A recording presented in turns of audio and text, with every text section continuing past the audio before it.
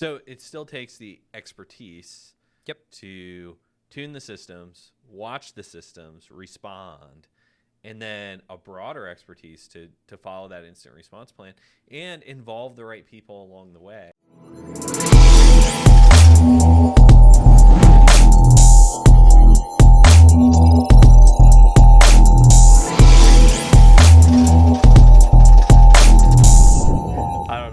We're not editing that, by the way. We had to already start over once. All right. So we're here to talk about events. Yes. Which often are alerts.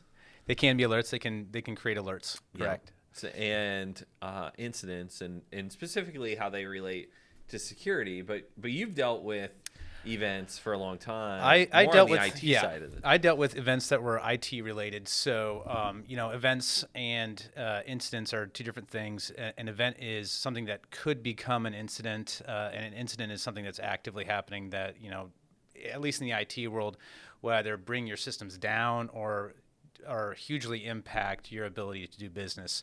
So one example would be like performance indicators, and an alert that comes across as a performance indicator across multiple, I'm going to geek out a little bit, multiple virtual machines that are on the same data store. But when you really dig into it, you find that it's a controller that has like bad cache on it on the host itself. Like that would suddenly move it from an event into an incident. That needs to be corrected immediately, because that's impacting everything. Yeah. So it's safe to say an incident could be caused by one or more events. Correct. And the incident is when you have the impactual. Is that a word? Impactual. I do not think that that's a word. I think it's a word. So what I'm hearing is you are better at knee-jerk conversations than you are when you have to retread the same ground. This is interesting. I'm getting to know more about you. That's good. I'm used to having AI write things for me now, so it's hard to come up with them off the top of my head. So those are when the business actually experience an impact, right, from one or more events that Correct. occur. Yep. And the same is true for security as well. We use that same framework or same way of thinking about events and incidents. Why don't we just respond to every event that happens, whether it's IT or? Because we'd be running around like chickens with our heads cut off, and we would likely muddy the waters. So you have to really look into, one, it's not one size fits all. Some of it is, but not all of it. Some of it's, definitely catered to your business. And then one example I can think of is, out of the country alerts. That would be events for like people who are maybe in Egypt logging in. Well, they might have a very good reason. Somebody might actually be in Egypt logging in. And if you were treating every one of those as an event, as an incident, that's all you would do all day long. So you have to have some checks and balances in place. You have to have people who understand the tool set, right, and can easily tune it to tune out any of the white noise that would happen, and really dig and really identify what are incidents versus what are just like events that can be easily looked through very quickly and going, okay, just a couple pieces of corroborating evidence, and we understand that that's likely not an actual incident. Okay. Yeah, that makes sense. So your response, you're like, okay. Well, it was kind of a long response. Well, it was a long question. It was a short question. I think it was pretty long. So we'll play it back. So if we think about in terms of a security posture and what matters, we don't want to respond to every event, but we do want to capture them all. Right. And then how do we figure out which ones are becoming incidents, or at what point do we know when that happens? Yeah. So the enrichment of data from other apps or different reporting technologies can be brought in to a SIEM. Either one is correct, depending on who you talk to. I hate you. Okay, so and Microsoft actually provides a really good SIEM application that is backed by AI. And if you haven't watched the video, we did make a video on AI that can help identify programmatically what could possibly really be incidents. And it's not bad. It's pretty good. So another and it way has of to be, thinking right? of this is the more events you have, the better you're going to understand your incidents, because you have more data points to back up what's happening. And once we determine an incident is occurring, there's something we do different than an event. Right. We're likely, engaging teams to start analyzing what's happening, lock it down, and then gain some perspective and start remediating.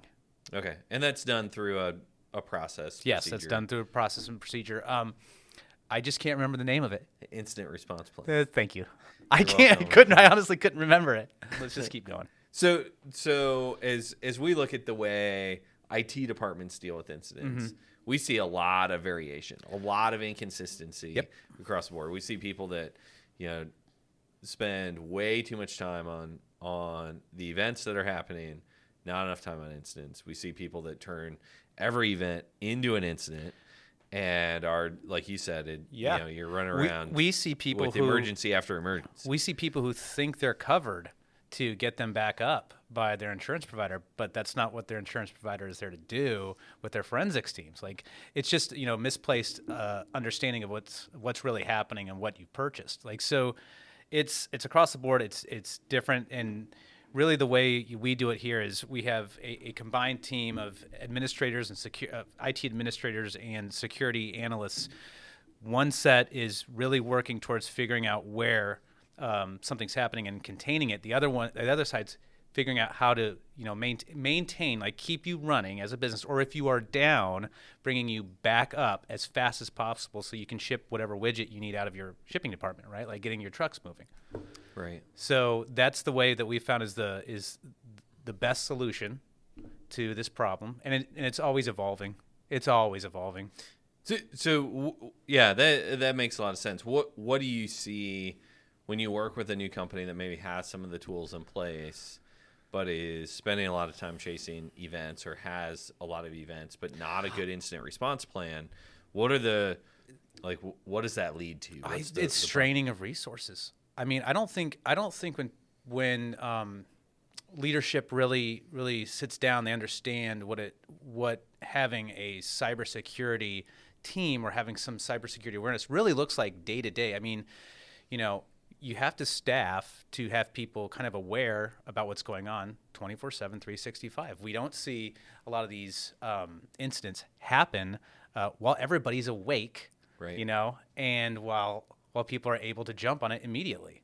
Yeah, one of my favorite examples of that is I got a call Easter Sunday morning, and it was not for a customer, but right. it was for a business that we had been talking to about working with us, and that event started the night before. So those events led to an incident, but were not detected until that incident was well down the road to being right.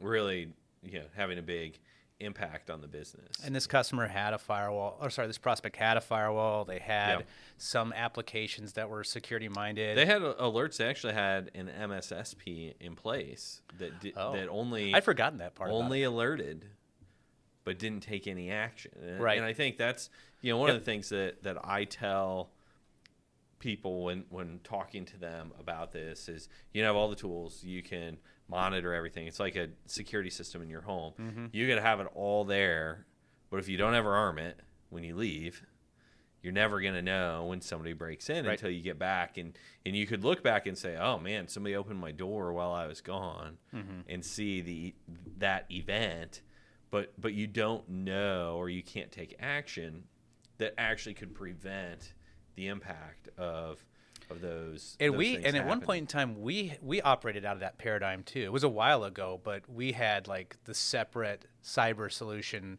that would just basically throw the alerts and everything for remediation over the fence. I mean, that was quite a while ago. Yeah, but it's true. But it's a common way of operating. It is common. We have this security team. All they do is watch for these things, and when they happen, they say, "Hey, IT team, you need to go fix this." And that's a breakdown point when we can't afford a breakdown. The last thing we need is a mishandling of what's the start of a security incident that we likely could shut down very quickly. No one's going to care. when they Right. get breached, that they didn't buy our cybersecurity offering, that, our name is right alongside theirs in the newspaper. So, yeah, it makes complete sense to have teams that are integrated, that can respond with a full gamut of IT and cybersecurity knowledge. And I think we do that pretty well. Yeah. We do, but most businesses don't have the resources to have Right. somebody watching 24/7, somebody available to respond. Yeah, it's multiple to what's being somebodies, watched. right? Right. It's multiple somebodies. So now you're talking about expanding the amount of employees you have, giving them benefits. It's quite a task. You can. The other thing that we see often is, well, if I just buy X, well, so you bought X. Now you have to configure X that watches whatever you need it to watch, and then you have to administrate X, right? And then you have the maintenance on it to keep it up, like signatures up to date and alerting up to date and all that stuff. Like that all takes human capital. That's what it takes. And I think that the cool thing is that we've bought that human capital. We have that human capital, and we can easily deploy it to prospects almost anywhere in the world. Yeah. The easiest part of this is buying the tools. Yeah. The hardest part yeah. is making those tools really work for you Mm-hmm. and protect you. And I know we've gone into multiple environments that had tools, but the alerts were shut off. Yeah. They're mothballed essentially. And I get it why their IT administrators Totally. did that, right? Because it's like I can either help Brenda get her printer back online so she can print out checks for people, payroll and stuff like that, or I can deal with 400 alerts I don't really understand, and most of them might just be white noise, and all it takes is that one that's really not. And even was it Equifax, or who was the credit card company that had the breach, and it was one like alert that had fired like 6 months or 3 months prior to that. I'm sorry, comments. I don't remember which one it is, but it was a major one, and they just had thought that was white noise. Yeah. I can completely understand. This is not on any of those guys. So it still takes the expertise Yep. to tune the systems, watch the systems, respond, and then a broader expertise to follow that instant response plan and involve the right people along the way. One of the most frustrating incidents that I was a part of, the executive team, the leadership team, didn't find out until things were way, way too far gone. So decisions that they should have been involved in, they weren't involved in. And so having that instant response plan, knowing what happens as these events turn into an incident, and knowing when to involve the rest of your company is a key part of that as well. And something that either you have to invest the time for, or you use a provider like Corsica that can do that. Yeah, and everybody has to be kind of on board from the top down. It can't be driven by IT. Yeah. So security it's a business issue. It's not a technology issue. Right. Okay. So, well, Nate, this has been great. Thanks for spending some time. Yeah, no problem. Talking about. I enjoyed this time. I do too. And to sum up and what we've talked about here, don't ignore your events. Don't ignore events. Have systems and people and processes in place that turn those events into useful data around an incident, and then have a team that can own those and protect your business. You summarized it perfectly. Whatever nonsense I said, you summarized it perfectly. All right. Well, thanks, Nate. Ryan, we have to Can we start fresh? We can. I feel like I don't know. Yes. Did you have a bad weekend? Probably get started. Yeah. Are you ready? I'm always ready. So I have with me Nate Troyer, solutions architect, with us. That doesn't mean I know everything, by the way. Well, you should know some things about solutions. Do you know something? That should be your reply. You've already proven to be a valuable resource in these discussions. So happy to have you here. We're going to talk about alerts versus incidents. I thought it was events. I don't know. We're not editing that, by the way.